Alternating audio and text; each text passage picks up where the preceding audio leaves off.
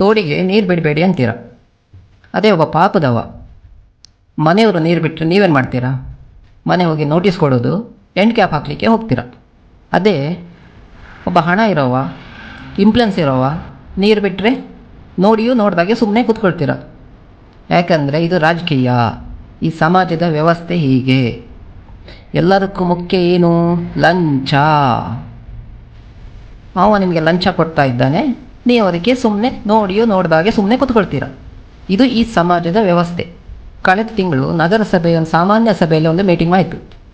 ಹೋಟೆಲ್ಗಳು, ಅಪಾರ್ಟ್ಮೆಂಟ್ಗಳು ನೀರನ್ನು ಚರಂಡಿಗೆ ಬಿಡಲಿಕ್ಕಿಲ್ಲ ಅಂತ. ಒಂದು ವೇಳೆ ಬಿಟ್ಟರೆ 25,000 ರೂಪಾಯಿ ದಂಡ, ಲೈಸೆನ್ಸ್ ಕ್ಯಾನ್ಸಲ್ ಮಾಡ್ತೀವಿ, ಅದೂ ಮುಂದುವರೆದ್ರೆ ನೀರಿನ ಸಂಪರ್ಕ ಕಟ್ ಮಾಡ್ತೀವಿ ಅಂತ ಹೇಳಿದರು. ಇದಕ್ಕೆ ನಗರಸಭೆಯ ಸಹಾಯಕ ಅಭಿಯಂತರ ದುರ್ಗಾ ಪ್ರಸಾದ್ ಅವರು ಹೇಳಿದರು. ಇದಕ್ಕೆ ಒಂದು ಹೇಳಿಕೆ ಕೊಟ್ಟದ್ದು ಯಾರು? ಪರಿಸರ ಇಂಜಿನಿಯರ್ ಸ್ನೇಹ. ನಾವು ಈಗಾಗಲೇ ಹೋಟೆಲ್ಗಳು, ರೆಸ್ಟೋರೆಂಟ್ಗಳು, ಅಪಾರ್ಟ್ಮೆಂಟ್ಗಳು, ಪೆಟ್ರೋಲ್ ಬಂಕ್ಗಳಿಗೆ ನಾವು ಈಗಾಗಲೇ ನೋಟಿಸ್ ಕೊಟ್ಟಿದ್ದೇವೆ ಅಂತ. ಆದರೆ ಈಗ ಇಲ್ಲಿ ರಾತ್ರಿ ಆಗ್ತಿರೋದು ಏನು? ಇಲ್ಲಿ ನಡೀತಿರೋದೇನು?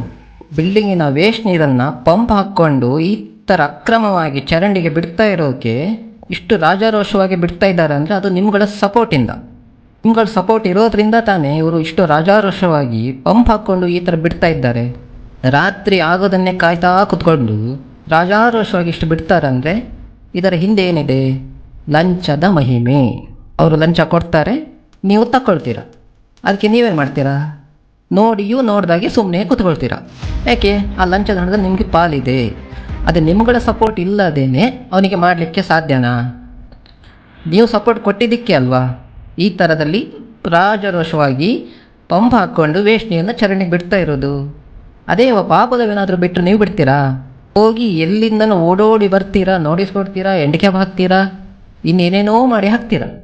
ಅವ ಪಾಪದವ, ಮನೆಯವರು ಪಾಪದವರು.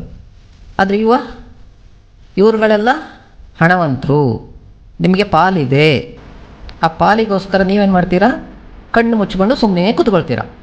ನ್ಯಾಯ ಅನ್ನೋದು ಎಲ್ಲರಿಗೂ ಒಂದೇ. ಬಡವನಿಗೂ ಒಂದು ನ್ಯಾಯ, ಶ್ರೀಮಂತನಿಗೂ ಒಂದು ನ್ಯಾಯ. ಆದರೆ ನಿಮ್ಮಗಳ ದೆಸೆ ಏನಾಗಿದೆ? ಒಂದು ಕಣ್ಣಿಗೆ ಬೆಣ್ಣೆ, ಇನ್ನೊಂದು ಕಣ್ಣಿಗೆ ಸುಣ್ಣ. ಇದು ಯಾವತ್ತೂ ಮಾಡಲಿಕ್ಕೆ ಹೋಗಬೇಡಿ. ಕಾನೂನು ಎಲ್ಲರಿಗೂ ಒಂದೇ. ನಗರಸಭೆಯ ಸಹಾಯಕ ಅಭಿಯಂತರ ದುರ್ಗಾ ಪ್ರಸಾದ್ ಅವರೇ, ನಮ್ಮ ಹುಡ್ಕೋ ಕಾಲೋನಿಯ ಕೌನ್ಸಿಲರ್ ಕಲ್ಪನಾ ಸುಧಾಮ್ ಅವರೇ, ಹಾಗೆಯೇ ಪರಿಸರ ಇಂಜಿನಿಯರ್ ಸ್ನೇಹ ಅವರು ಮೊನ್ನೆ ಒಂದು ಹೇಳಿಕೆ ಕೊಟ್ಟರು. ಹೋಟೆಲ್ಗಳಿಗೆ, ರೆಸ್ಟೋರೆಂಟ್ಗಳಿಗೆ, ಪೆಟ್ರೋಲ್ ಬಂಕ್ಗಳಿಗೆ ಅಲ್ಲಿ ಇಲ್ಲಿ ನಾವು ನೋಟಿಸ್ ಕೊಟ್ಟಿದ್ದೇವೆ ಅಂತ. ಆದರೆ ಇಲ್ಲಿ ಏನಾಗ್ತಾ ಇದೆ? ನಗರಸಭೆ ಅಧಿಕಾರಿಗಳೇ, ಕಣ್ಣು ಬಿಟ್ಟು ನೋಡಿ, ಎದ್ದೇಳಿ, ನಿದ್ದೆಯಿಂದ ಎದ್ದೇಳಿ, ಕಣ್ಣು ಬಿಟ್ಟು ನೋಡಿ ಏನಾಗ್ತಾ ಇದೆ. ಇಷ್ಟು ರಾಜಾರೋಷವಾಗಿ ಬಿಡ್ತಿದ್ದಾರಲ್ಲ, ಏನಾಗ್ತಾ ಇದೆ ನೋಡಿ. ಇದು ಸಾರ್ವಜನಿಕರ ಆರೋಗ್ಯದ ಹಿತದೃಷ್ಟಿಯಿಂದ ಹುಡ್ಕೋ ಮೀಡಿಯಾದಿಂದ ಒಂದು ಕಳಕಳಿ. ಇದರ ಬಗ್ಗೆ ಸೂಕ್ತವಾದ ನೀವು ಕ್ರಮ ಕೈಗೊಳ್ಳಿ.